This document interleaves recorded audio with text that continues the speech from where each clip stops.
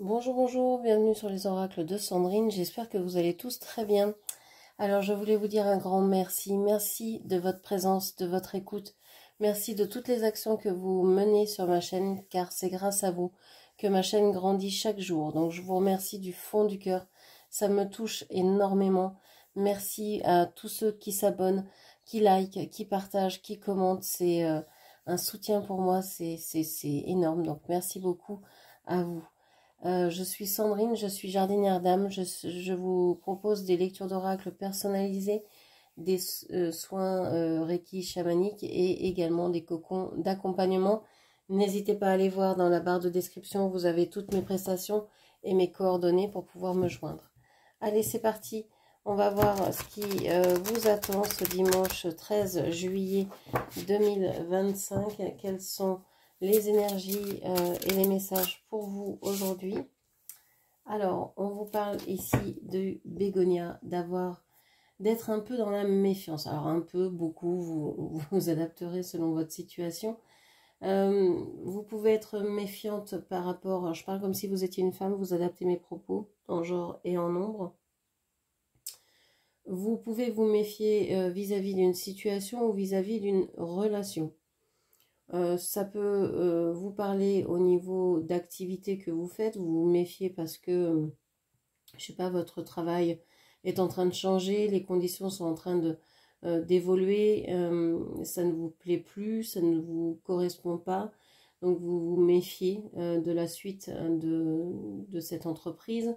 Ça peut être aussi dans une relation, peut-être que une personne s'est éloignée, peut-être qu'elle revient, peut-être qu'elle est dans le silence, vous vous méfiez, il y a une espèce de, de, de ressenti que il y a quelque chose qui ne tourne pas rond, qui ne va pas, euh, il y a un loup, quoi. Il y a un loup, il y a, il y a anguille sous roche. Donc vous vous méfiez, ok. On a le buglos, le déni, se mentir à soi-même. Alors, vous vous méfiez d'une situation et en même temps, vous vous dites non, non, non, non, ça ne doit pas être vrai. Je dois me tromper, ça ne doit pas être ça. Ça doit être moi qui déconne, ça doit être moi qui suis perfectible, qui suis fautive, qui suis à la cause de, etc.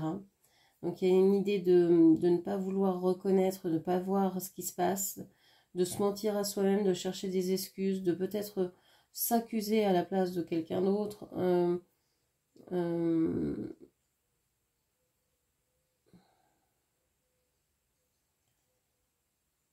il y a l'idée aussi de se dire non, non, c'est peut-être trop beau pour que ce soit vrai. Il y a une idée de se rabaisser dans cette histoire-là. Ok, qu'est-ce qu'on vous dit encore?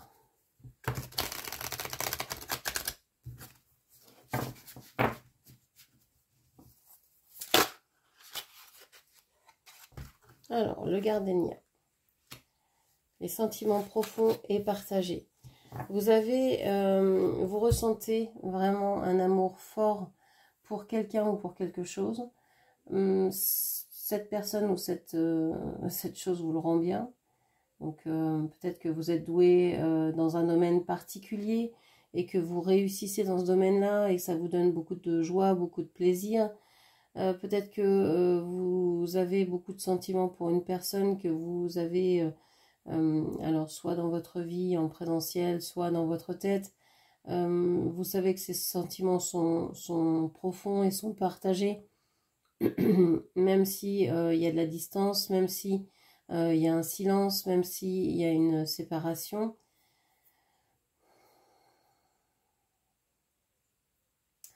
Il y a pourtant, je pense que vous êtes partagé en fait entre ces deux pôles-là, c'est-à-dire j'aime et mes sentiments sont partagés avec l'autre personne, avec ce que je fais, je prends du plaisir, etc. Et puis vous dire, mais est-ce que je suis bien dans la meilleure des situations, la meilleure des relations?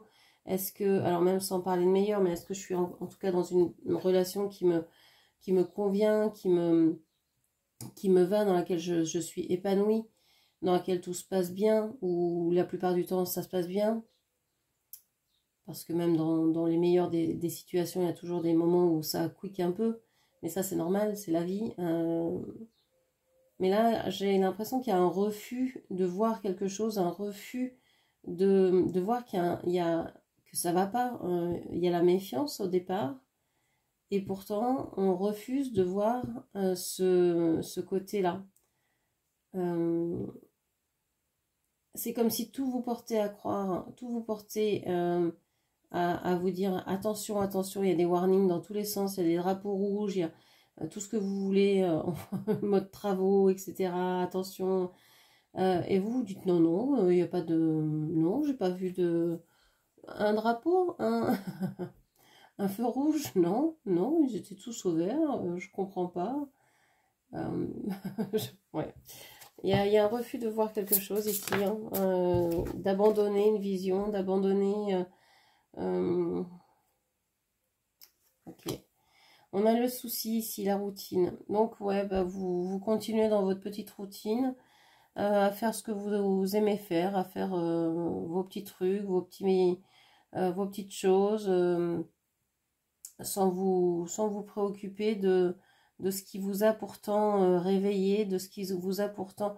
parce que je pense que vous en êtes consciente, mais que vous l'avez relégué sous le tapis. Je veux pas voir la poussière, je veux pas voir ce qui se passe de négatif.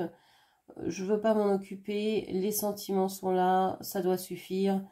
Et puis je continue dans ce que j'ai l'habitude de faire, puis on verra bien, ça va finir par s'arranger tout ça. C'est bon, ok, peut-être.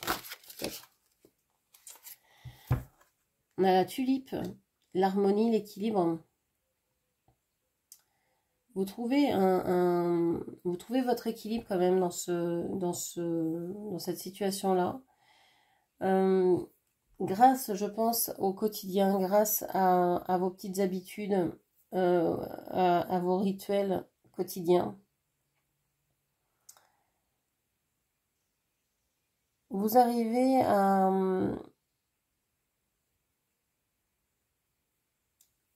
à dire ce que vous avez à dire.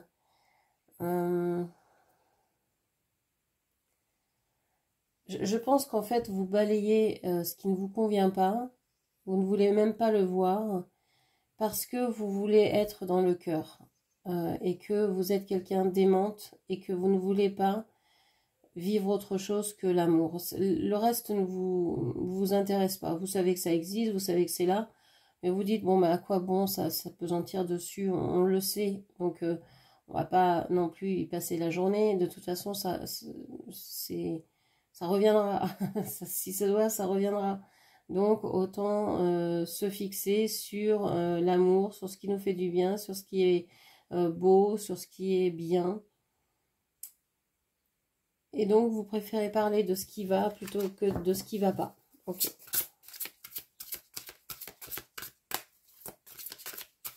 Qu'est-ce qu'on a d'autre? La rose. Reconnaissance d'âme, âme sœur. Alors, vous êtes persuadé d'être avec votre âme sœur, d'avoir rencontré votre âme sœur, alors votre âme sœur, votre flamme jumelle, un lien d'âme en tout cas particulier et fort pour vous. Vous êtes reconnu au niveau de l'âme. Vous êtes première fois que vous vous êtes vu, vous vous êtes dit mais cette personne je la connais déjà, je la connais depuis toujours en fait, on se connaît. Donc il y a quelque chose ici, alors, même si c'est pas une personne, même si c'est je sais pas, un passe-temps, un travail, quand vous avez commencé cette activité-là, vous avez pu vous dire, mais c'est pas la première fois que je jardine, c'est pas la première fois que je fais de l'équitation, c'est pas la première fois que je peins. J'ai déjà eu des expériences dans ma vie dans ces domaines-là. Ou alors quand vous avez rencontré cette personne, vous vous êtes dit, mais cette personne, je la connais par cœur, on se connaît. on a déjà vécu ensemble, c'est mon port, hein, c'est mon port d'attache, c'est mon chez moi. Ok.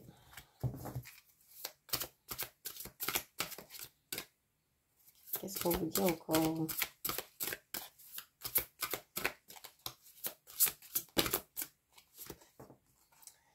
Et on a l'arôme, fertilité, naissance, concrétisation.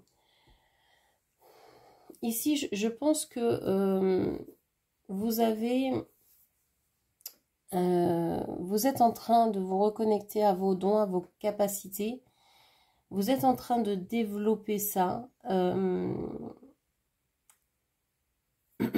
Vous les redécouvrez en fait. Vous redécouvrez vos dons, vos capacités. Ils s'éveillent en vous, ils se réveillent, ils se révèlent. Et vous y travaillez, en tout cas vous vous en servez de plus en plus. C'est une connexion de plus en plus forte. Et ça vous permet une meilleure compréhension, une meilleure, j'allais dire une meilleure assise dans la vie. Peut-être que justement dans la routine dont on parlait tout à l'heure, ce qui vous manquait, c'était peut-être la magie, c'était peut-être ce lien, parce qu'il y avait l'amour, mais il manquait peut-être cette étincelle un peu magique qui relie chaque chose. Parce qu'on peut aimer, mais si on fait que donner, par exemple, bah, la magie n'est pas forcément là. C'est donner, recevoir. Et quand on s'aperçoit en fait que l'on reçoit tous les jours à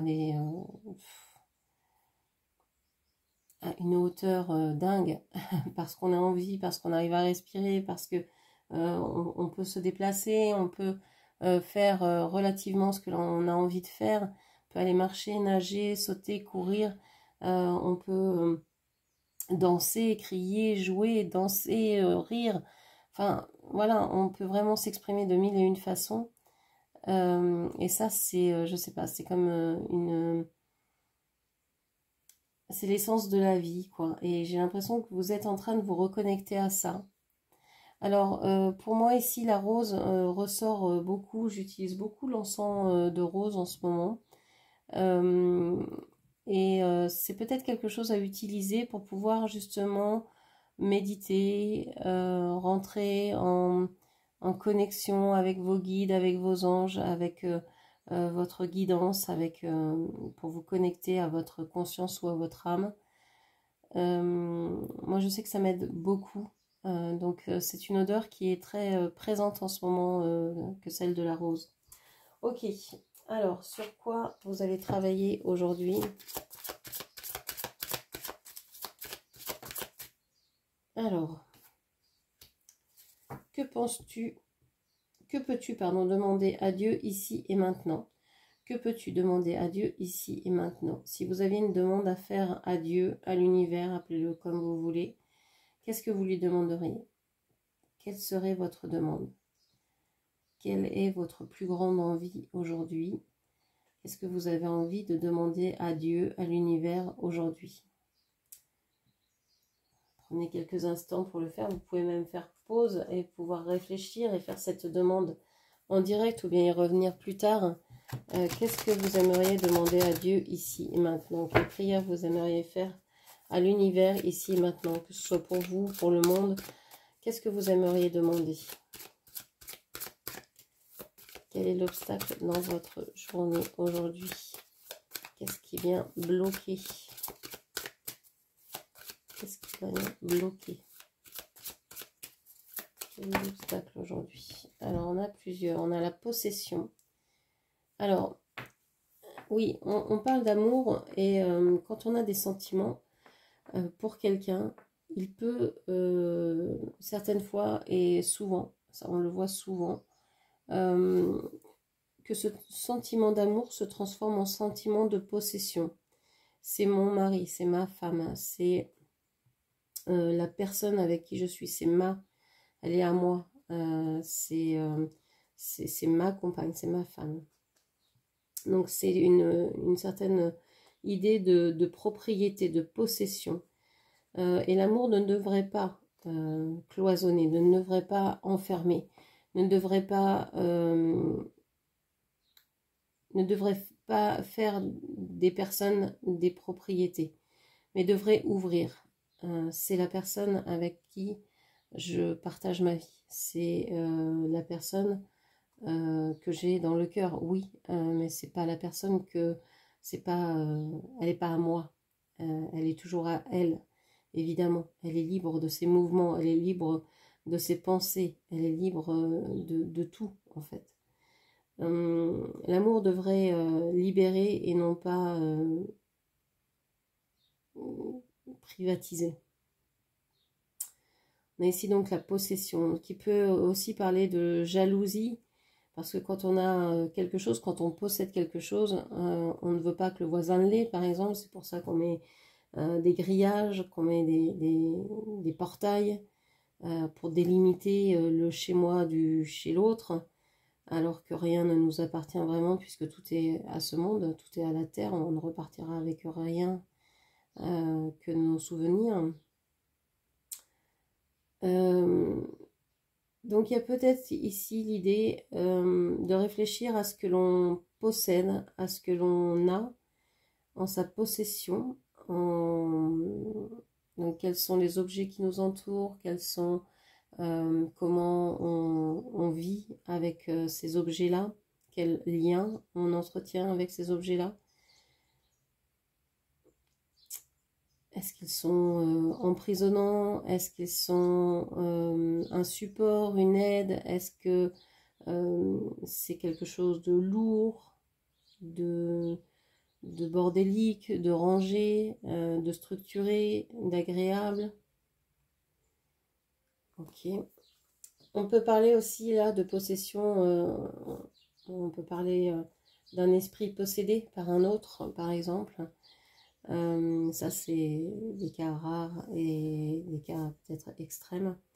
Mais on est tous un peu sous l'emprise, on va dire, de pensées qui ne sont pas forcément les nôtres, du discours ambiant, de ce que l'on écoute à la télé, de ce qui nous est rabâché chaque jour et que l'on ne s'aperçoit même plus que l'on entend, comme ça peut être les infos, ça peut être des discours, si vous regardez une émission tous les jours, et bien le discours du présentateur va résonner dans votre tête, alors que c'est peut-être pas du tout votre façon de penser, ça va le devenir de plus en plus. Donc il y a une sorte d'endoctrination par le discours. Donc faire attention aussi à ce que vous écoutez, être critique en tout cas vis-à-vis de ça. Est-ce que c'est bien mon idée? Est-ce que c'est bien ce que je pense? Ou est-ce que c'est un discours que j'ai entendu, qui m'est répété et que je prends pour argent comptant? Il faut toujours peut-être rebattre les cartes et essayer de comprendre d'où vient votre façon de penser, votre comportement, pourquoi on se comporte de cette manière et pas d'une autre. C'est intéressant. Alors, on a la croyance que je suis Dieu, je suis tout-puissant. Vous avez peut-être cette croyance-là, que vous êtes Dieu, que vous êtes tout-puissant. Alors, cette croyance, elle peut vous apporter deux choses. Soit un esprit de supériorité ou d'infériorité. Souvent, ça va de pair. C'est-à-dire que quand on se pense supérieur, c'est qu'à un moment donné de sa vie, on s'est senti inférieur. Et inversement, quand on se sent inférieur, c'est qu'on on s'est senti supérieur et on a été peut-être rabaissé méchamment. Donc il y a cette ambivalence. Je suis tout puissant. Alors, si vous croyez que vous êtes tout puissant, ça peut être chouette. Vous pouvez créer tout ce que vous voulez. Donc allez-y, faites. Mais attention à ne pas justement vouloir posséder les autres, à vouloir posséder ce monde, à vouloir enfermer en fait. Rien que dans cette vision, vous vous enfermez dans le contrôle, dans l'idée de vouloir être supérieur, etc. Donc il y a peut-être une peur aussi de lâcher prise, une peur de faire confiance à la vie, d'accueillir ce qui vient, ce que la vie vous apporte. On a ici la croyance, les autres sont un danger pour moi. Vous avez peur des autres, vous avez peur des gens qui vous entourent. Et ça, c'est pas, c'est pas une vision, c'est pas la vision de Dieu. Dieu aime tout le monde. Dieu pense que tout le monde, enfin je pense, hein. Pour moi, Dieu, c'est l'énergie d'amour la plus grande qui soit, donc qui accepte tout le monde sans différence, de la plus petite des pierres au plus grand être humain, en passant par toutes les planètes. Enfin, il accepte tout le monde, sans discrimination, sans préférence, sans jugement, surtout sans jugement. Donc c'est ici vous avez peut-être, vous sentez peut-être fort parce que vous avez une belle maison, une belle voiture, je sais pas, une belle famille, etc. Vous avez l'impression que tout le reste autour de vous est danger. Et c'est peut-être ça qu'il faut aller voir. Pourquoi vous avez peur des autres? Pourquoi vous avez peur du monde? Pourquoi vous avez peur des gens qui vous entourent? Peut-être à raison, hein, mais peut-être aussi à tort, hein. Il y a des fois on se fait beaucoup d'idées. On se fait des phobies sur des petites choses. Et du moment qu'on va essayer d'aller voir ces phobies-là, eh bien ça va devenir de moins en moins fort, parce qu'on aura dédramatisé, on aura vu que c'était nos pensées qui alimentaient quelque chose qui en fait n'a pas lieu d'être. Alors quelles sont les ressources ici? Quelles sont les ressources? Alors, on a le discernement et la clairvoyance et le libre arbitre. Donc oui, vous avez toujours le libre arbitre, hein. Vous pouvez toujours choisir ce que vous voulez vivre ou non. C'est à vous de faire vos choix. Vous avez aussi la clairvoyance et le discernement.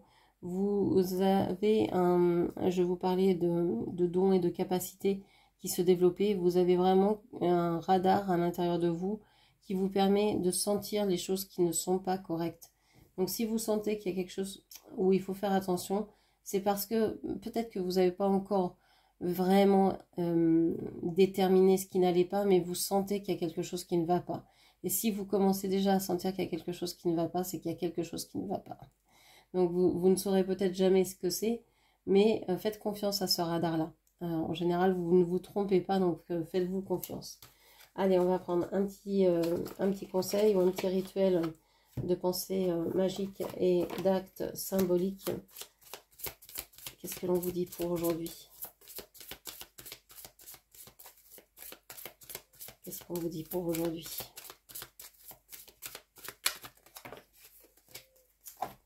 Allez. S'affirmer pour accepter. Donc ici, vous avez des choses à dire, à affirmer. Vous avez peut-être... alors, soit vous pouvez vous mettre devant une glace ou devant une chaise vide et appeler la personne à laquelle vous voulez parler et lui demander de s'asseoir. Alors ça peut être dans votre écran mental, sur votre écran mental, en visualisation. Vous pouvez vraiment le faire réellement, hein, mettre une chaise vide devant vous, imaginer que la personne est là et lui dire tout ce que vous avez à dire pour vous affirmer, pour voilà, vous exprimer. Au moins ça aura été dit, ça aura été fait. Vous pouvez même mettre une photo de cette personne sur la chaise ou mettre son nom pour vraiment symboliser que cette personne elle est là et que c'est bien à elle que vous vous adressez.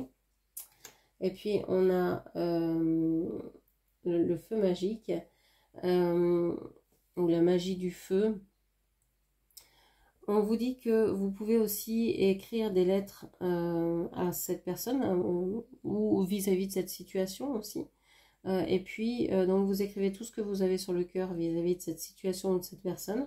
Et puis, vous brûlez cette lettre en conscience en disant, je redonne tout ça à l'univers, je m'en libère, ça ne m'appartient plus.